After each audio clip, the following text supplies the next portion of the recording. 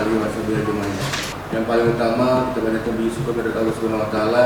karena atas rahmat dan karunia pagi ini kita dapat berkumpul di sini dalam keadaan